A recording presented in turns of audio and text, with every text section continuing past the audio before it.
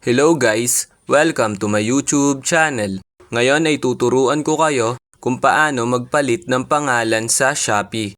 Una, pumunta lang tayo ng ating Shopee application.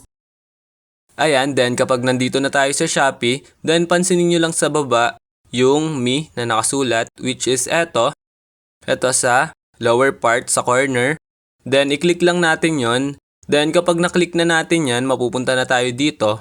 Then kapag nandito na tayo, i-click nyo lang ito. Ayan, kung makikita nyo naman. Then, kapag na-click na natin yan, mapupunta na tayo dito sa Edit Profile. Ayan, then kapag nandito na tayo sa Edit Profile, kung makikita nyo yung name, ito. Then, sa tapat niya is may Set Now. So, i-click lang natin yung Set Now. Ayan, then Edit Name. Then, ilagay nyo lang dito kung anong gusto nyong pangalan. Ayan, halimbawa sa akin, Funk. Ayan, then kapag na-type nyo na, makikita nyo naman dito yung save, which is eto. Then kapag nakita nyo na yung save, then okay na yung name nyo. Then i-click lang natin yung save. Then kapag na-click na natin, ayan, okay na.